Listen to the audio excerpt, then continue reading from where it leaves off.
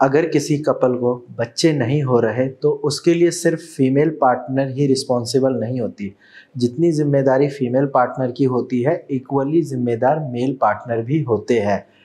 और मेल में fertility test जानने के लिए एक टेस्ट कराते हैं हम, जिसका नाम है सीमेन एनालिसिस।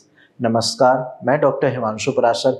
आज इस वीडियो में आपको सीमेन एनालिसिस टेस्ट के बारे में बताऊंगा कि स्पर्म की मोटिलिटी क्या होती है, स्पर्म की मॉर्फोलॉजी क्या होती है और नॉर्मल स्पर्म काउंट कितना होना चाहिए ताकि कपल का बेबी कंसीव हो जाए। सबसे पहले अगर हम बात करें कि टोटल स्पर्म काउंट कितना होना चाहिए, तो स्पर्म काउंट आपकी बॉडी में जब आप इजैकुलेट करते हैं उस टाइम 16 मिलियन पर ml से ज़्यादा होना चाहिए। ठीक है, अगर आपका स्पर्म काउंट इससे ज़्यादा है तो आप अपनी वाइफ को प्रेग्नेंट कर सकते हैं। इसके साथ साथ स्पर्म में और भी बहुत चीज़ें देखी जाती है, जैसे कि स्पर्म की मोटिलिटी एंड स्पर्म की मॉर्फोलॉजी। अगर आपका स्पर्म काउंट मान लीजिए 60 मिलियन भी है लेकिन उसकी मोटिलिटी या मॉर्फोलॉजी ख़राब है तो आपकी वाइफ प्रेग्नेंट नहीं होगी। वहीं अगर हम बात करते हैं कि स्पर्म की मोटिलिटी क्या है, तो स्पर्म की मोटिलिटी यानी कि स्पर्म की मूवमेंट। जब आप रिलेशन बनाते हैं अपनी पार्टनर के साथ, जब स्पर्म इजैकुलेट होता है फीमेल जेनेटिलिया में, तो वो ट्रैवल करता है। अब स्पर्म किस स्पीड से ट्रैवल कर रहा है, इसको हम कहते हैं स्पर्म की मोटिलिटी। स्पर्म का ट्रैवल करना बहुत ज़रूरी है क्योंकि जो फीमेल की बॉडी में एग रिलीज होते हैं वो एक ही जगह रहते हैं। वो हमारा स्पर्म है जो वहाँ पे जाके उस एग को फर्टिलाइज करता है। यानी कि जब आप इजैकुलेट करते हैं, आपका स्पर्म फीमेल की वजाइना से जाकर वो फैलोपियन ट्यूब तक जाता है और फिर वो वहाँ जाकर एग को फर्टिलाइज करता है। इसीलिए स्पर्म की मोटिलिटी बहुत ज़रूरी है। इसके साथ साथ अगर हम बात करें स्पर्म की मॉर्फोलॉजी की, जैसा कि नाम से भी पता चल रहा है कि मॉर्फोलॉजी यानी कि स्ट्रक्चर, स्पर्म का स्ट्रक्चर कैसा है। किसी भी चीज़ को हेल्दी होने के लिए उसका स्ट्रक्चर नॉर्मल होना बहुत ज़रूरी है।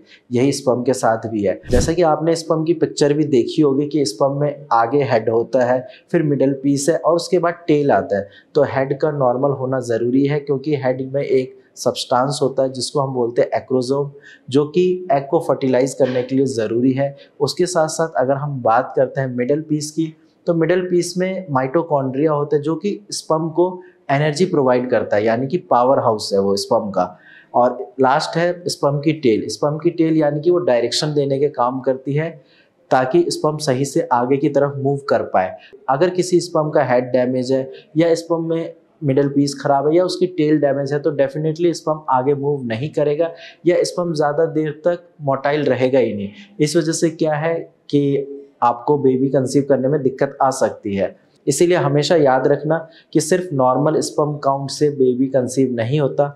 आपके स्पर्म की मोटिलिटी सही होनी चाहिए, आपके स्पर्म की मॉर्फोलॉजी भी सही होनी चाहिए, तब जाकर एक हेल्दी बेबी कंसीव होता है।